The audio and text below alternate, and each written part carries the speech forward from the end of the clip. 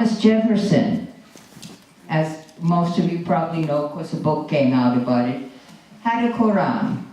He also knew a number of Muslims, slaves who had come over, highly educated people. Some of our Constitution is based upon what he found in that book. You can all pursue it. The book is available on any bookstore. Amazon, of course, has it. So that's what I had to say. First of all, Sharia law, you know, everybody that knows just one or two words in Arabic, you don't become an expert on it right away. You know, Sharia, just throw a little words here just because and try to scare people. Okay, as a Muslim, we believe Quran is the third volume of the holy books. The Torah, the Bible, the Quran. They all follow Abrahamic rules. So Sharia law basically means that we follow commandments of God. 10 Commandments, we all know.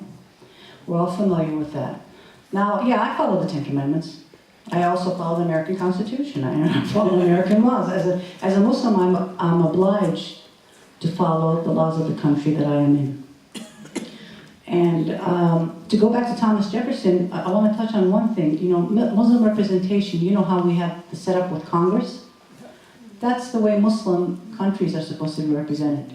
They have a representative from a community, an honest representative, no lobbyists back then, that represented their communities and had them in what we would consider something similar to the Congress. So there's it's assimilated very much into the Muslim Sharia.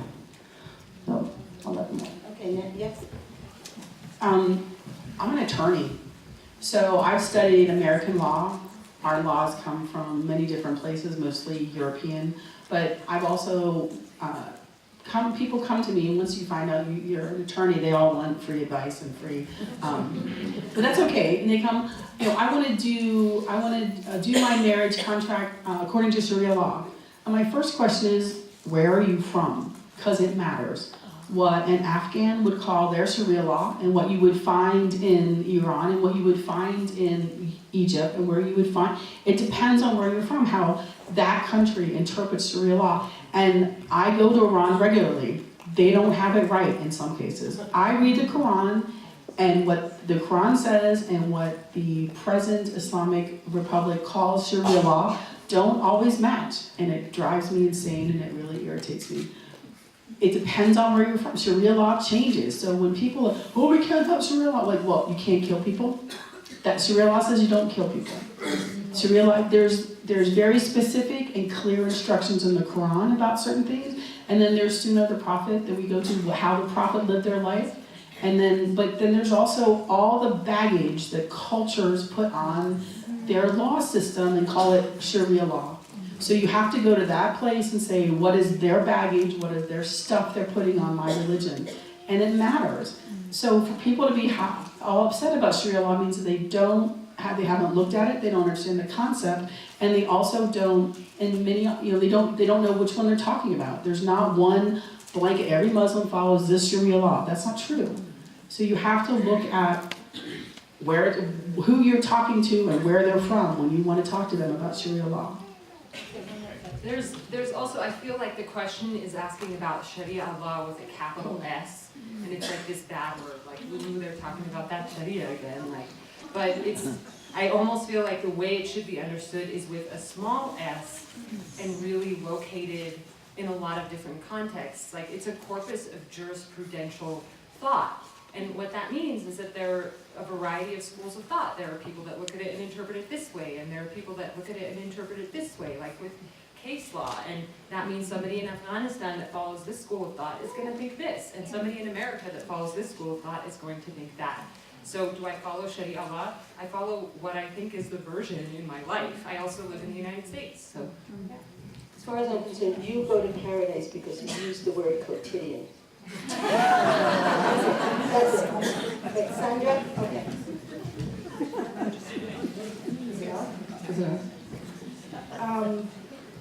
So the word Sharia in Arabic means way. And Sharia law, way. Wait. Sharia, the two words that have become the taboo words, and I guarantee you, if I actually asked every one of our representatives in our Congress, I guarantee you none of them would even know what it actually meant. They joined the bandwagon. But the words Sharia law are the moral code from which Islamic legislation is derived. Okay? So Sharia law comes from primarily the main source, which is the Quran. It's derived out of the Quran. That's why when these ladies are saying our Sharia is our way, it's because they're following the teachings that are in the Quran. Now, the jurisprudence of Islamic countries stems from that. So there's an actual sect of laws. You have your legislation sources, primarily the Quran. You have the Sunnah, which is all the prophetic traditions of the Prophet Muhammad, peace be upon him, what he said, how he acted, what he agreed to.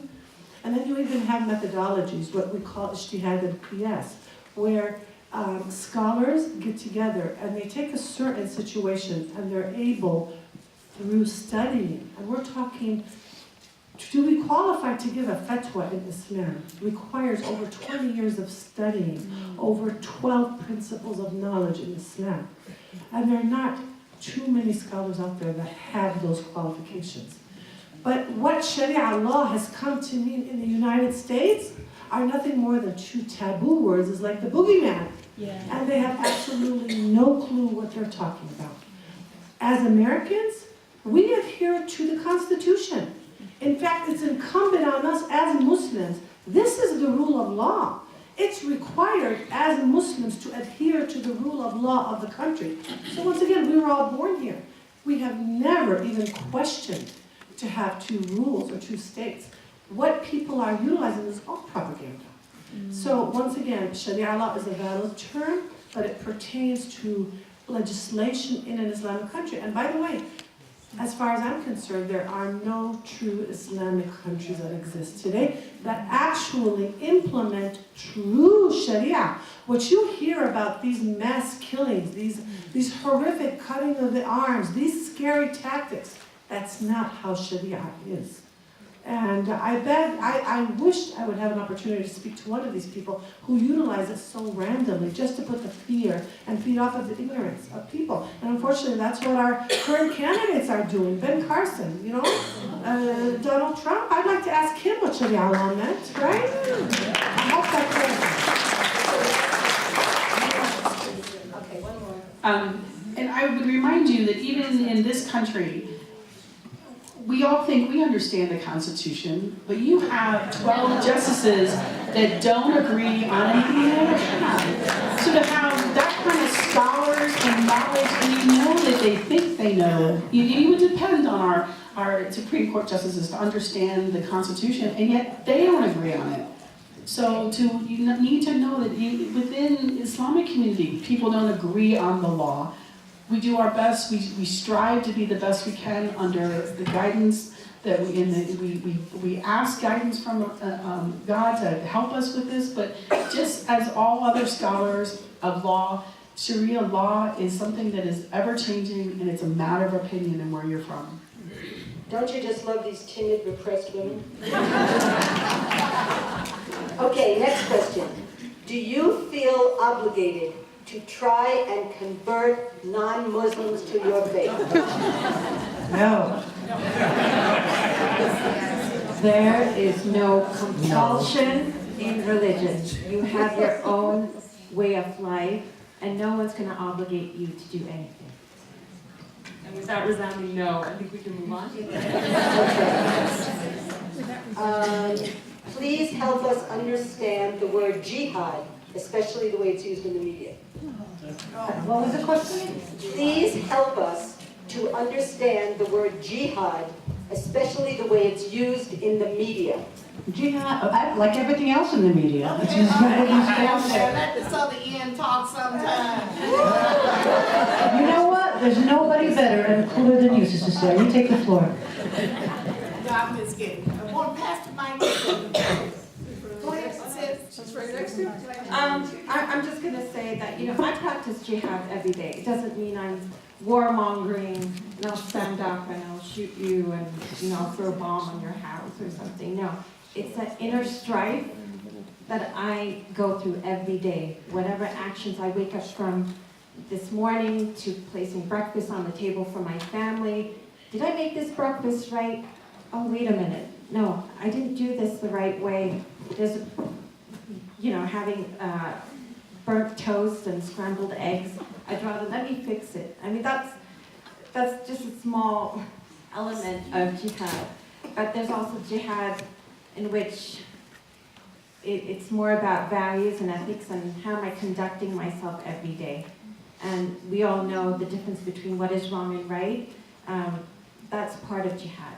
It's not how the media defines it as a means to cause bloodshed and hurt people and, put humanity at stake. Give the mic back to Sammy. Thank you, Sister Sarah.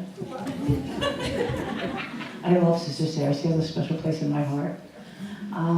The word jihad, like you said, it's really your struggle, your battle spiritually.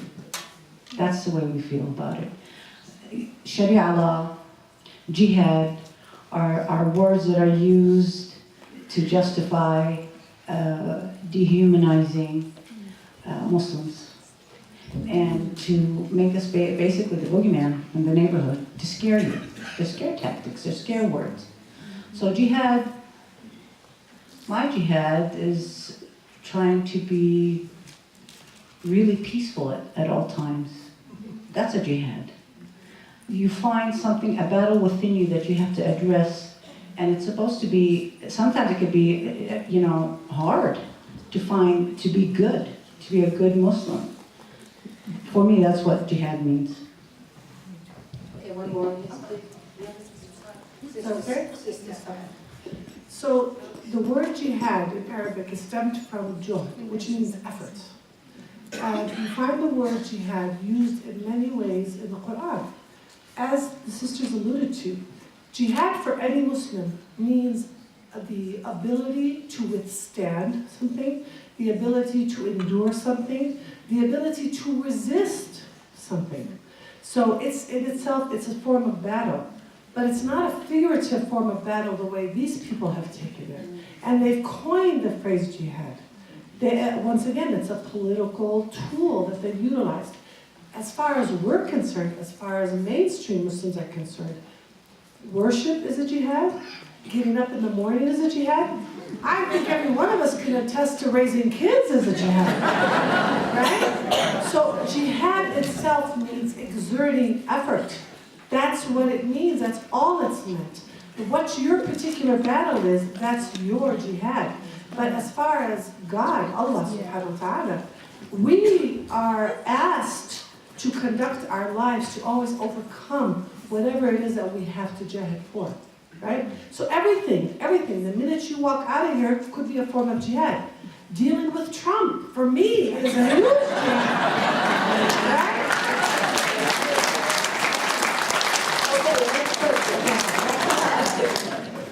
Oh, your answers are so wonderful. Okay, here's one that you should all like. Does the Quran teach the practice of subjugation of women? Come on, Sister Sarah. Simple, no, it does not. And one of the things is that during the days of the Prophet, may Allah be pleased with him, women they would sit around him, learn and study. There was none of this separation and being put down. And if you said, who is the best among you, it would say your mother, 3 times over your father. So, I just look at it as time went on, probably some man got tired of his wife, having a little bit more knowledge than he did, and it's like, we need to do something about this.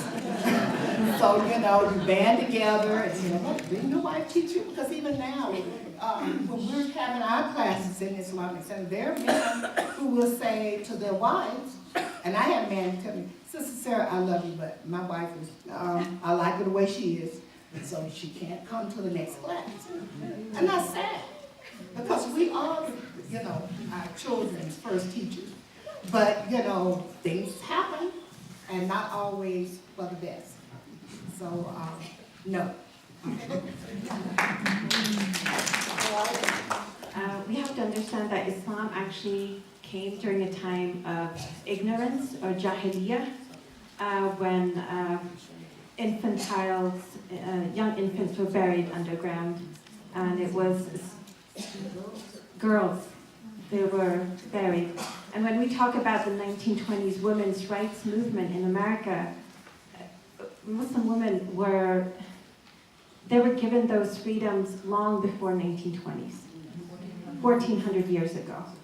So what we are, if you think that, you know, Muslim women are suppressed, absolutely not. And this is just part of that fear in the public's eye of using jihad, of using other terminology such as Sharia, how suppression works and how male dominancy and all of this. No, we have rights and we have certain ways how we conduct ourselves in Islam.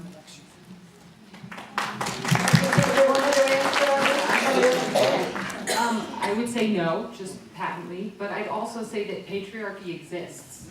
And it exists here in the United States, and it exists everywhere in the world. And so the reality is that even if Islam does not teach the subjugation of women, there is patriarchy alive and well, and that will use any justification to perpetuate kind of whatever that means in a given society. And so if that's a Muslim majority society, Islam will be used to justify that. And if that's here in the United States, it's going to look another way.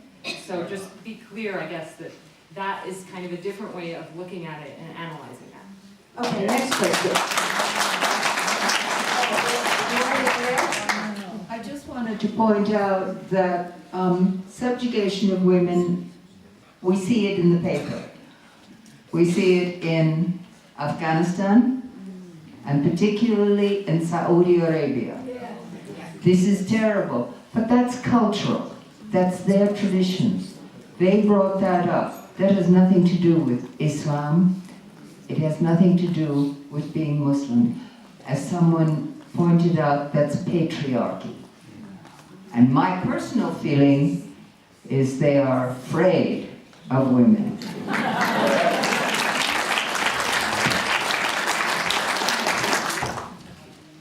Can I say something? Sure. The assumption is subjugation comes with the hijab, right? So, if the person that wrote this question, that wasn't their intention, I apologize. But that's the norm, that people see the hijab and the assumption is, well, you must be subjugated. I had one person one time when I was at UNM tell me, are you submissive to your husband? And I said, do you know my husband? I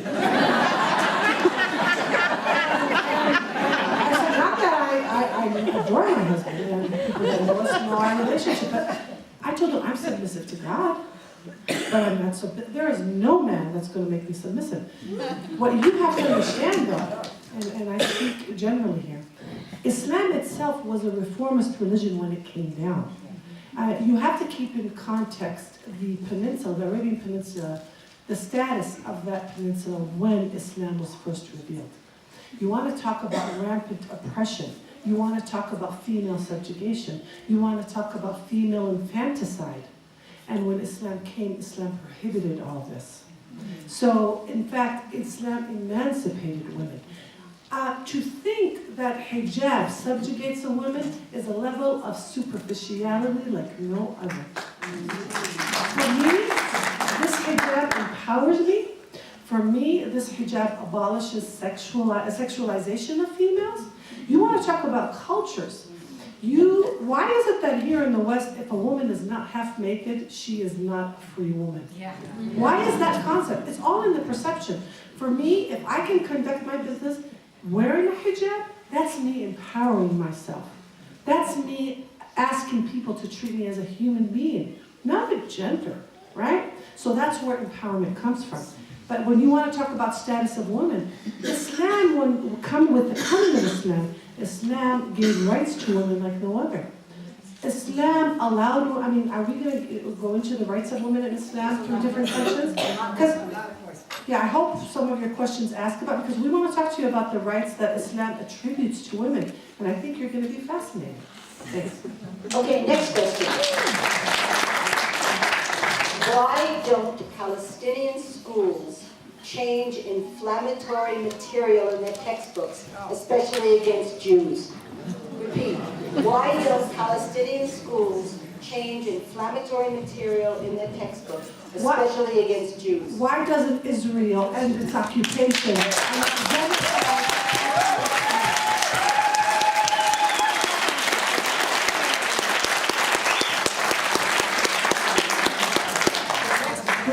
The misconception that Palestinians, who are the oppressed, are the ones that are leading the conflict, an unjust conflict, just sort of gets under my skin.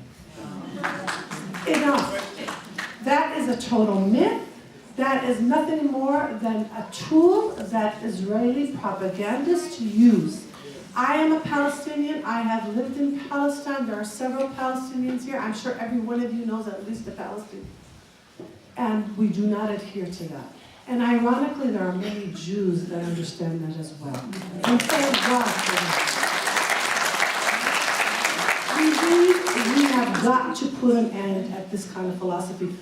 I don't want to get into the Palestinian-Israeli conflict because I know that that's not what Judy had intended. But suffice it to say that we need to smarten up and understand when we become fair to both entities, when we find a resolution for both Jews and Palestinians alike, then we will have sought justice.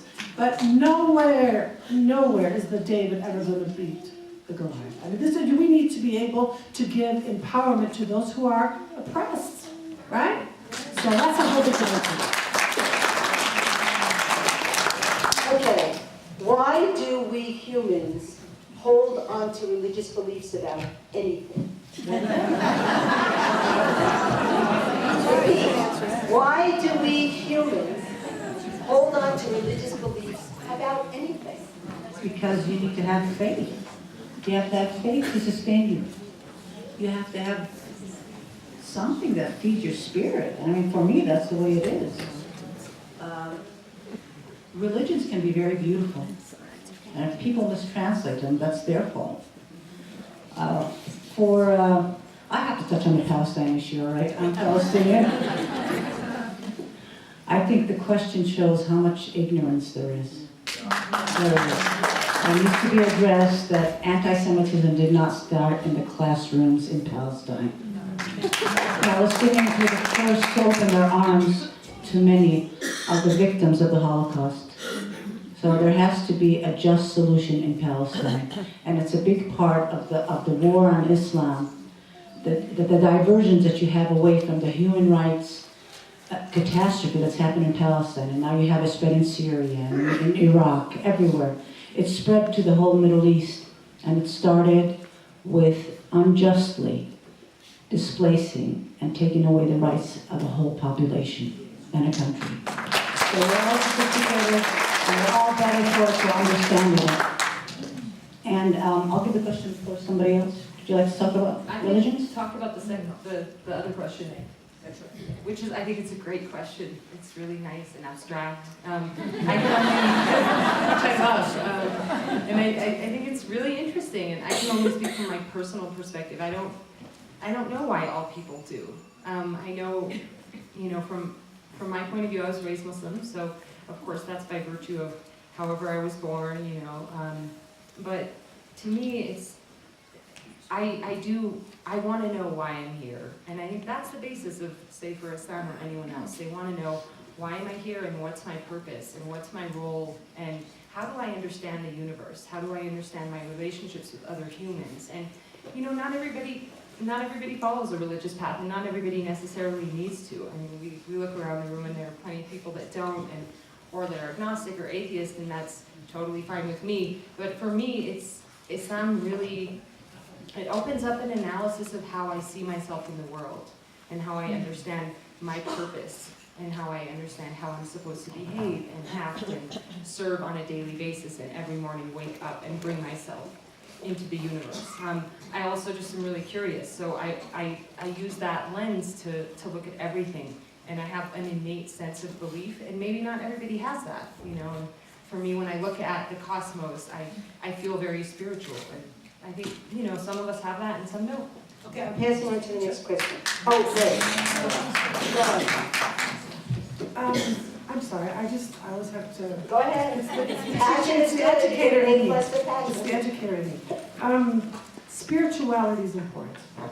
I mean, it's not about being a Muslim or a Christian. I think it's important to have an inner soul.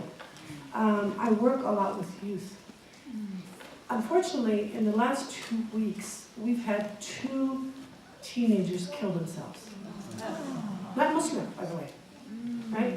A football player in one of the public schools in Albuquerque, and a very prominent Albuquerque school lost one of their alumnus, a woman who graduated last year. I think, as a mother, as a Muslim, I think for me, religion is food for the soul. It's my guiding light, it's my hope, it's what keeps me going. Now, what feeds your soul is your choice, but there has to be something replenishing you from within. And if you don't have that, you truly end up empty. And for our youth, which are very important to me, I try to get them to recognize that. Because in the end, you give them all the gadgets, you give them money, you give them all the materials, but what are they on the inside? And at the first chance of facing conflict, they don't know how to deal with that. So for the person who asked that, that's the relevance, that's the core. It's the essence of why or who we are. It's what's going to keep us going. Because really, there's a lot of questions that go unanswered, and we'll never know the answers until maybe later. But for me, that's what it is. It's very important. Okay, the next question can be answered in one word. It's who paid for this great event? And the answer is nobody. Everything is volunteer. Everything.